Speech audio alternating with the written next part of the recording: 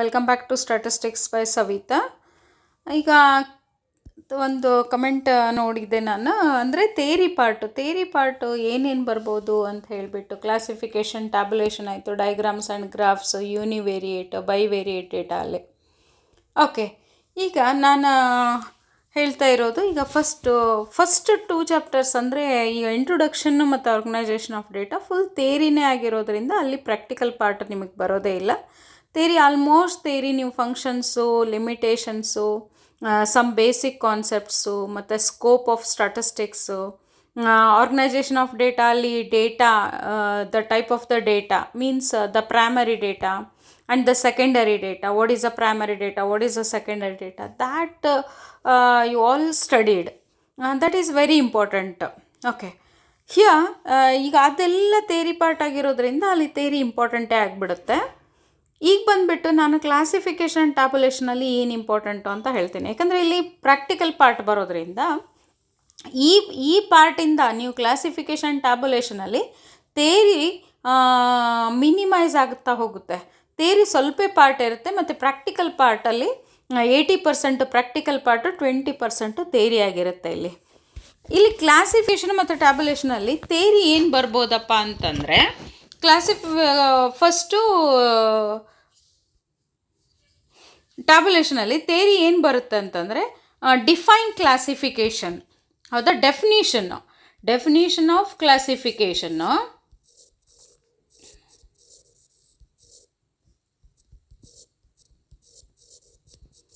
ಮತ್ತು types of classification. ಯಾವ್ಯಾವುದು types classification ಇದರಲ್ಲಿ ಅಂತಂದರೆ ಇಲ್ಲಿ ಬಂದುಬಿಟ್ಟು ನಾವು ನೋಡ್ತೀವಿ. Types of chronological classification, geographical classification, qualitative classification and quantitative classification.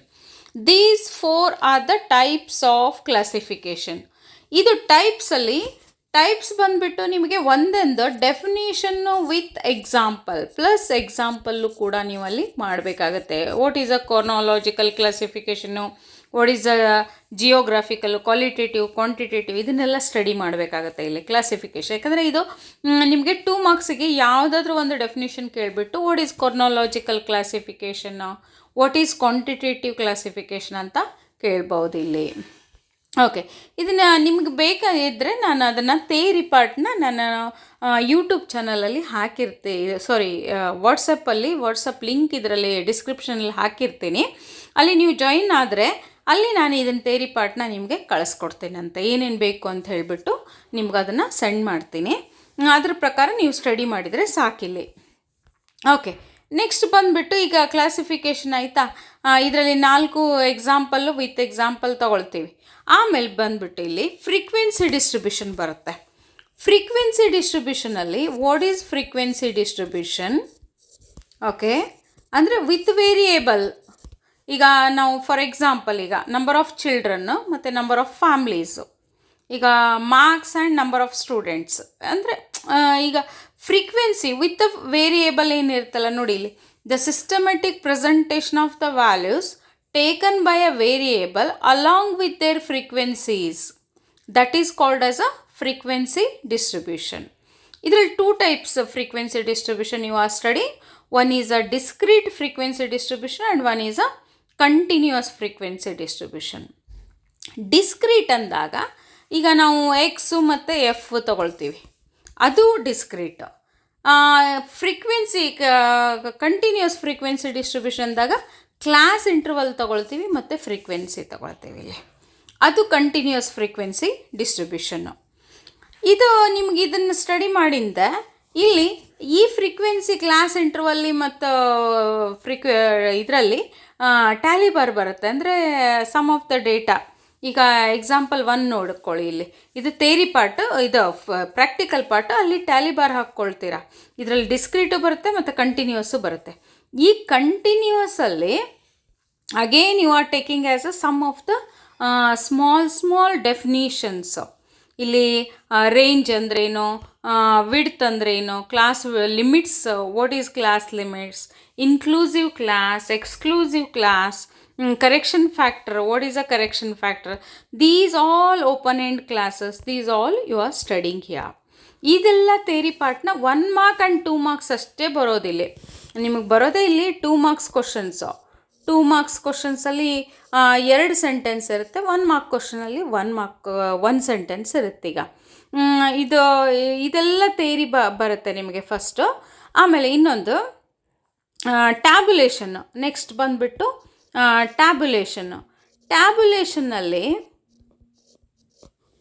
Tabulation ಬಂದುಬಿಟ್ಟು ನಿಮಗೆ ಇಲ್ಲಿ what is tabulation, definition, parts of the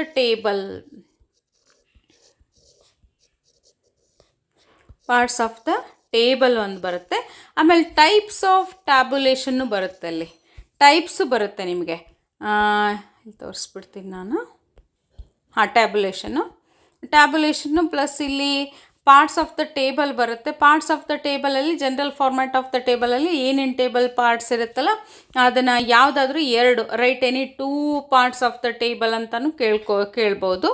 ಮತ್ತು ಇಲ್ಲಿ ಟೈಪ್ಸ್ ಆಫ್ ಟೇಬಲ್ಸ್ ಅಂತ ಬಂದಾಗ ಅಲ್ಲಿ simple or 1 way table, 2 way table and many fold table. ಅಂದರೆ characteristics ಮೇಲೆ ಹೋಗುತ್ತೆ. ಇದು ಒಂದೇ ಕ್ಯಾರೆಕ್ಟರ್ ಇದ್ದರೆ ಅದು 1 ವೇ ಟೇಬಲ್ಲು, 2 ಕ್ಯಾರೆಕ್ಟರ್ ಇದ್ದರೆ ಅದು 2 ವೇ ಟೇಬಲ್ಲು. ಮೆನಿ ಫೋಲ್ಡ್ ಅಂದರೆ 2 or more characteristics, that is called as a many fold table. ಇದಕ್ಕೇನಿದೆ ಎಲ್ಲ ಟೈಪ್ಸ್ ಆಫ್ ಟೇಬಲ್ಸ್ ಬರುತ್ತೆ. ಓಕೆ, ನೆಕ್ಸ್ಟ್ ಬಂದುಬಿಟ್ಟು ನಿಮಗೆ ಇಲ್ಲಿ ಟೇಬಲ್ ಅಂತೂ ಅದು ಪ್ರಾಕ್ಟಿಕಲ್ ಪಾರ್ಟ್ ಬರುತ್ತೆ. ಈ ಚಾಪ್ಟರ್ ಕಂಪ್ಲೀಟ್ ಆಗುತ್ತೆ ನಿಮಗೆ. ಇಲ್ಲಿ ಕ್ಲಾಸಿಫಿಕೇಷನ್ನು ಮತ್ತು ಇದು tabulation. Next diagrams and graphs. ಹೌದಾ, ಡೈಗ್ರಾಮ್ಸ್ ಆ್ಯಂಡ್ ಗ್ರಾಫ್ಸಲ್ಲಿ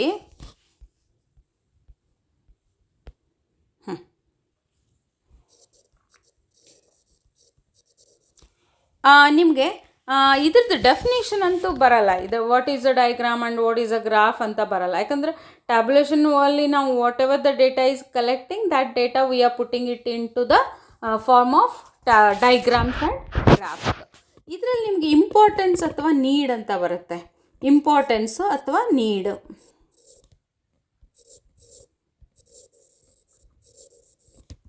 2 ಮಾರ್ಕ್ಸ್ ಕ್ವಶನ್ನಲ್ಲಿ. ಓಕೆ, 2 ಮಾರ್ಕ್ಸ್ ಕ್ವಶನಲ್ಲಿ general rules for constructing a diagrams. ಇದರಲ್ಲಿ ನೀವು ಇಲ್ಲಿ 5 ಇದು ಕೊಟ್ಟಿದ್ದಾರೆ ನೀಡ್ಸು.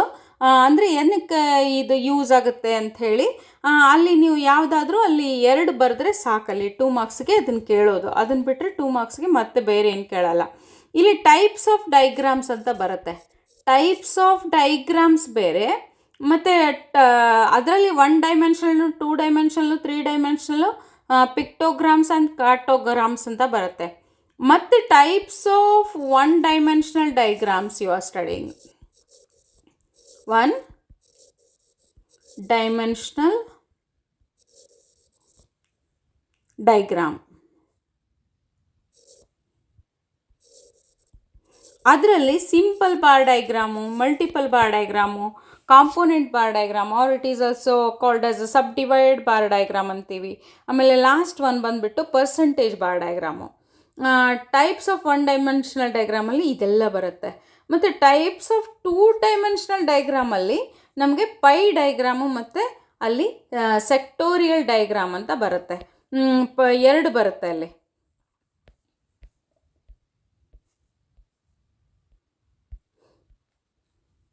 ಪೈ ಡೈಗ್ರಾಮು ಮತ್ತು ಪೈ ಚಾರ್ಟು ಮತ್ತು ಸರ್ಕ್ಯುಲರ್ ಡೈಗ್ರಾಮು ಅಥವಾ ಇದ್ರದ್ದು ಆ್ಯಂಗಲ್ ಫೈಂಡ್ ಔಟ್ ಮಾಡಿಬಿಟ್ಟು ಕ್ಯಾಲ್ಕುಲೇಟ್ ಮಾಡ್ತೀವಿ. ಇಲ್ಲಿ ರೆಕ್ಟ್ಯಾಂಗಲ್ಸು, ಸ್ಕ್ವೇರ್ಸು, ಸರ್ಕಲ್ಸು ಪೈ ಡೈಗ್ರಾಮಲ್ಲಿ ಬರುತ್ತೆ. ಅದು ಟೈಪ್ಸ್ ಆಫ್ 2 ಡೈಮೆನ್ಷನಲ್ ಡೈಗ್ರಾಮ್. ಇದನ್ನೊಂದು ನೆನ್ಪಿಟ್ಕೊಳ್ಬೇಕು, ಯಾಕಂದರೆ ಅದು ಕೇಳ್ಬೋದು ನಿಮಗೆ ಅದರಲ್ಲಿ. ಇದು 2 ಡೈಮೆನ್ಷನಲ್ ಡೈಗ್ರಾಮ್ಸು. ಮತ್ತು ಗ್ರಾಫ್ಸ್ ಬಂದುಬಿಟ್ಟು ಗ್ರಾಫ್ಸಲ್ಲಿ 4 ಟೈಪ್ಸ್ ಬರುತ್ತೆ. ಒಂದು ಹಿಸ್ಟೋಗ್ರಾಮು, ಒಂದು frequency polygon, frequency curve, frequency last ogives curve ಅಥವಾ ಒಗೈವ್ ಕರ್ವ್ ಅಂತಲೂ ಹೇಳ್ತೀವಿ. ಕ್ಯುಮ್ಯುಲೇಟಿವ್ ಫ್ರೀಕ್ವೆನ್ಸಿ ಕರ್ವ್ ಅಂತಲೂ ಅದನ್ನು ಫೈಂಡ್ ಔಟ್ ಮಾಡ್ತೀವಿ. ಒಂದು ಹಿಸ್ಟೋಗ್ರಾಮಲ್ಲಿ ಹಿಸ್ಟೋಗ್ರಾಮ್ ಬಂದುಬಿಟ್ಟು ನಿಮಗೆ ಅಲ್ಲಿ ಮೋಡ್ ಫೈಂಡ್ ಔಟ್ ಮಾಡ್ಬೋದು ನಾವು ಹೈಯೆಸ್ಟ್ ಪೀಕಲ್ಲಿ. ಒಗೈವ್ ಕರ್ವ್ ಅಥವಾ ಕ್ಯುಮ್ಯುಲೇಟಿವ್ ಫ್ರೀಕ್ವೆನ್ಸಿ ಕರ್ವ್ ಇರುತ್ತಲ್ಲ, ಅಲ್ಲಿ ಮೀಡಿಯನ್ನ ಫೈಂಡ್ ಔಟ್ ಮಾಡ್ಬೋದು. ಓಕೆ, ಮೀಡಿಯನ್ನ ಫೈಂಡ್ ಔಟ್ ಮಾಡ್ತೀವಿ. ನೆಕ್ಸ್ಟ್ ಬಂದುಬಿಟ್ಟು ನಿಮಗೆ ಇಲ್ಲಿ ಡೈಗ್ರಾಮ್ಸ್ ಆ್ಯಂಡ್ ಗ್ರಾಫ್ಸಲ್ಲಿ ಲಾಸ್ಟು ಅದು ತೋರಿಸ್ಬಿಡ್ತೀನಿ ನಿಮಗೆ. Comparison of a diagrams and graphs.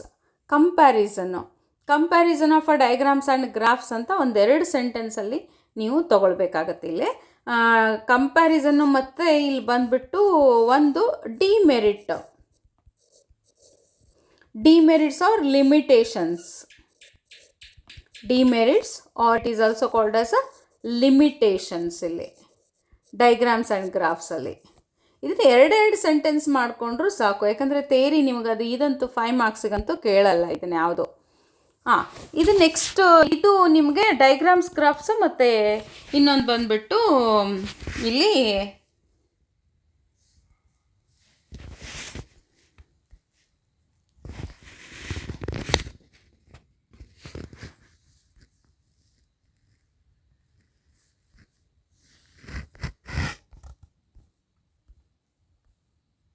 Okay. ಈಗ ನೆಕ್ಸ್ಟು ವಿಡಿಯೋದಲ್ಲಿ ನಾನು ಈ ವಿಡಿಯೋನ ಅಪ್ಲೋಡ್ ಮಾಡ್ತಾ ಇದ್ದೀನಿ. ಇದರಲ್ಲಿ ಏನಾದರೂ ನಿಮ್ಗೆ ನೋಟ್ಸ್ ಬೇಕಿದ್ದರೂ ನನಗೆ ಒಂದು ಡಿಸ್ಕ್ರಿಪ್ಷನಲ್ಲಿ ವಾಟ್ಸಪ್ ಗ್ರೂಪ್ ಹಾಕಿರ್ತೀನಿ. ಆ ವಾಟ್ಸಪ್ ಗ್ರೂಪ್ನ ಜಾಯಿನ್ ಮಾಡಿ. ಅಲ್ಲಿ ನೀವೇನಾಗುತ್ತೆ ಅಂತಂದರೆ ಅದಕ್ಕೆ ನಾನು ಅದನ್ನು ಅಲ್ಲಿ ನಿಮ್ಗೆ ಯಾವುದೇ ನೋಟ್ಸ್ ಬೇಕಲ್ಲ ಅದನ್ನು ಸೆಂಡ್ ಮಾಡ್ತೀನಂತೆ. Okay students, thank you for watching the video. ನೆಕ್ಸ್ಟಲ್ಲಿ ನಾನು ಇದನ್ನು ನಿಮಗೆ ವಿಡಿಯೋದಲ್ಲಿ ನಾನು ನೆಕ್ಸ್ಟ್ ಚಾಪ್ಟರ್ನ ಅಪ್ಲೋಡ್ ಮಾಡ್ತೀನಿ.